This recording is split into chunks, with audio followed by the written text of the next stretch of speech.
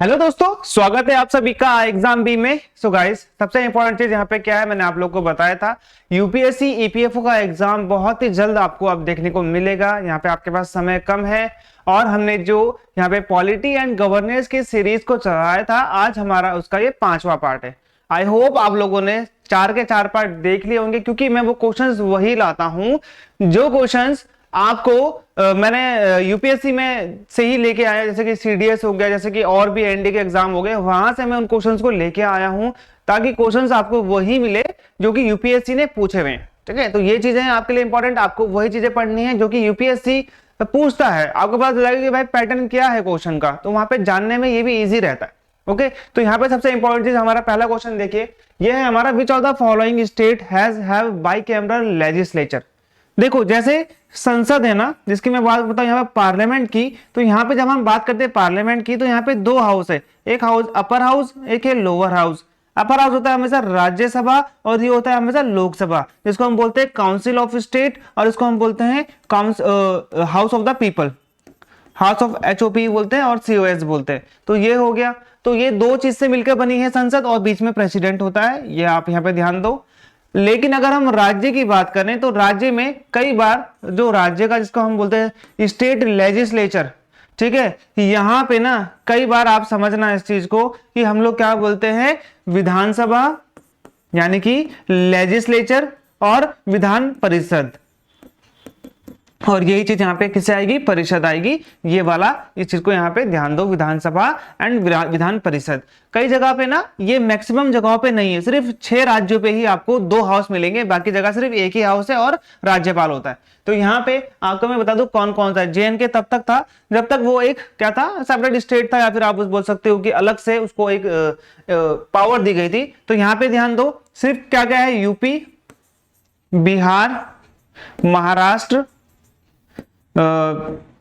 कर्नाटक, आंध्र प्रदेश और तेलंगाना। तो यहाँ पे कौन कौन से हैं, तेलंगाना भी है, बिहार भी है, और ये क्या, आंध्र प्रदेश भी है, तेलंगाना भी है, बिहार भी है और उत्तर प्रदेश भी है। तो यहाँ पे क्या हो जाएगा हमारा आंसर, दैट इज 1, 2, 3 एंड 4, यानी कि चारों के पास यहाँ पे क्या है, बाइकैमरल लेजिस्लेचर है।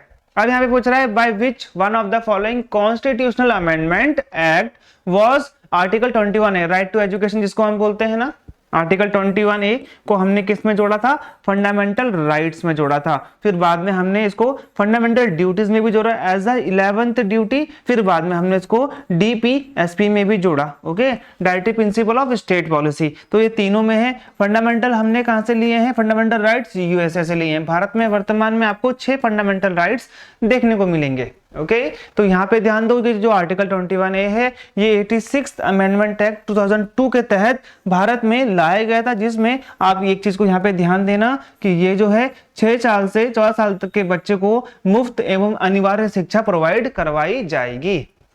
इन which one of the following state has the president rule being imposed most number of time. देखो यहाँ पे इमरजेंसी, जिसको हम बोलते हैं आपातकाल, ओके, जिसे हम बोलते हैं आपातकाल, जिसे हम बोलते हैं इमरजेंसी, आर्टिकल 352, आर्टिकल 356 और आर्टिकल 360। ओके, 352 क्या है, यह है आपका नेशनल इमरजेंसी, यह है आपका प्रेसिडेंट रूल और यह है आपका फाइनेंशियल इमरजेंसी। ये भारत में आज तक एक बार भी लागू नहीं हुई है। और अगर प्रेसिडेंट रूल, अगर नेशनल इमरजेंसी की बात करें तो ये 3 बार भारत में लागू हो चुकी है।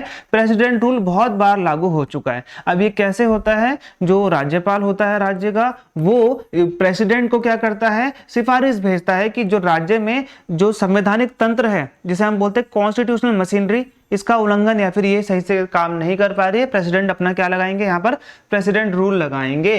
तो यहाँ पर मैं आपको बता दूं, पंजाब में सर्वाधिक बार प्रेसिडेंट रूल अभी तक लागू हो चुका है। देखिए, आप तैयारी कर रहे हो, तैयारी करने के लिए मार्गदर्शन की बहुत जरूरत होती है। अगर आपके पास सही मार्गदर्शन होगा तो आपको पेपर निकालने में ज्यादा ईजी रहेगी। ठीक है, आप उससे एक तरीके से आप गाइड ले सकते हो, लाइव क्लासेस डेली होती है हमारी, कोर्स बाय कर सकते हो, उससे आपको पढ़ने का ना एक डिसिप्लिन मिलेगा। ठीक है, कुछ भी नहीं हुआ तो सीखोगे जरूर, कुछ ना कुछ तो सीख के ही जाओगे। ओके, तो ये चीजें हमारी कोर्स से रिलेटेड है। हम आपको यहाँ पे मॉक टेस्ट देंगे, पीवाईक्यूज देंगे, 4000 से ज्यादा क्वेश्चन है आप लोगों के लिए। देखिए, सारे के सारे क्लासेस होंगी आपकी डेली, एक क्लास 2 क्लासेस डेली होती हैं आपकी। मैं आपकी जीएस की क्लासेस भी लेता हूँ। The use of electors photo identity card, जिसे हम बोलते हैं EPIC, electoral electors photo identity card, ठीक है, इलेक्शन कमीशन का started in which one of the following year. तो यहाँ पे ध्यान दो, आर्टिकल कौन सा है 300 में, 300 के सीरीज में आर्टिकल, वो मुझे बताना।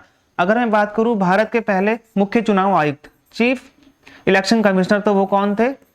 सुकुमार सेन थे, ठीक है। तो ये चीजें हैं। तो यहाँ पर कब हुआ था लागू? तो ये 1993 में पहली बार जो हमारा वोटर आईडी कार्ड था उसमें फोटो को हमने क्या करा था? ऐड करा था। Which one of the following best describe the electoral system to elect the president of India. तो भारत में प्रेसिडेंट को इलेक्ट करने के लिए क्या होता है? देखो, इसे हम बोलते हैं इलेक्टोरल कॉलेज।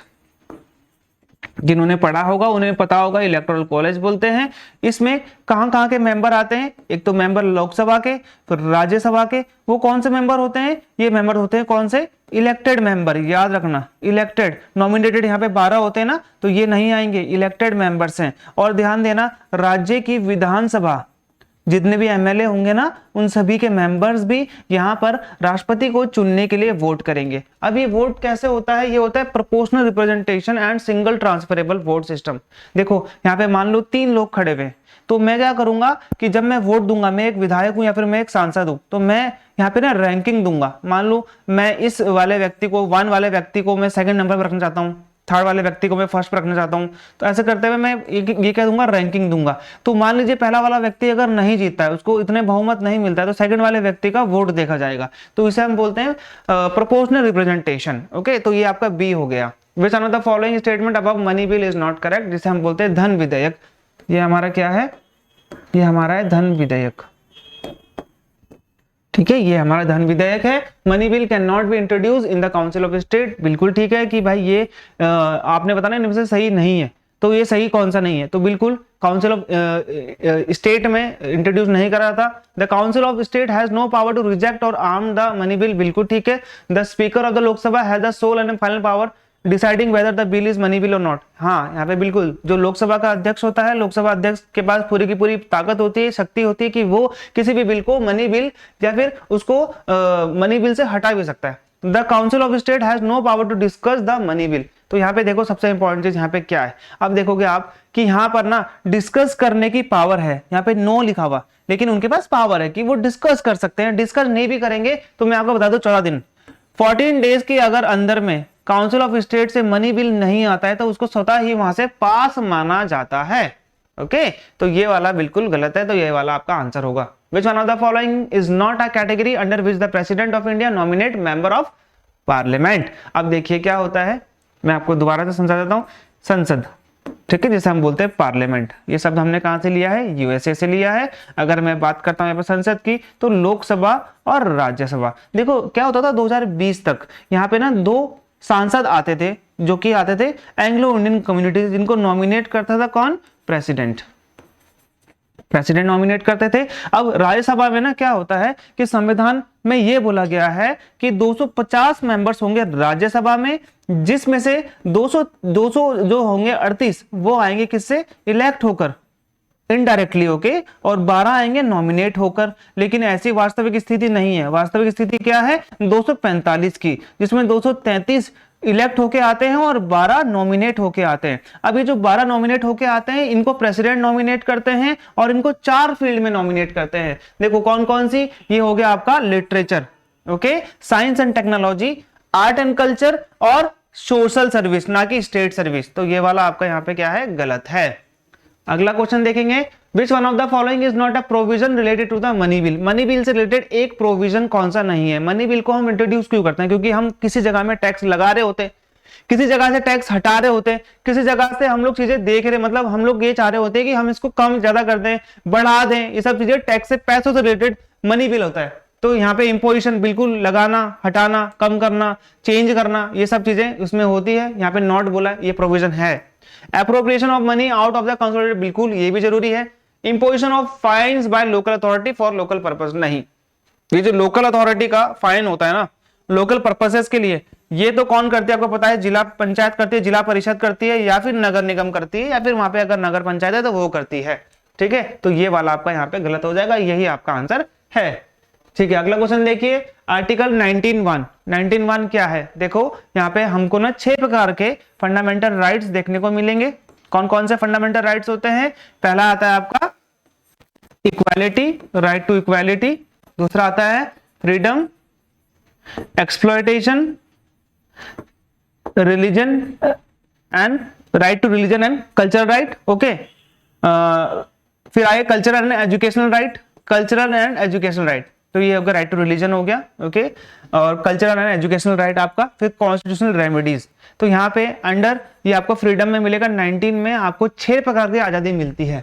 कौन कौन सी है? फ्रीडम ऑफ स्पीच मिलता है, बिल्कुल मिलता है। Assemble peacefully and without arm, बिल्कुल आपको अस्त्र नहीं करना, लेकिन आप असेंबल हो सकते हो, ठीक है। एक और होता है यहाँ पे, इसे हम बोलते हैं राइट टू मेक एसोसिएशन, यानी कि संगठन बनाने का अधिकार। To acquire and dispose property, ये नहीं होता।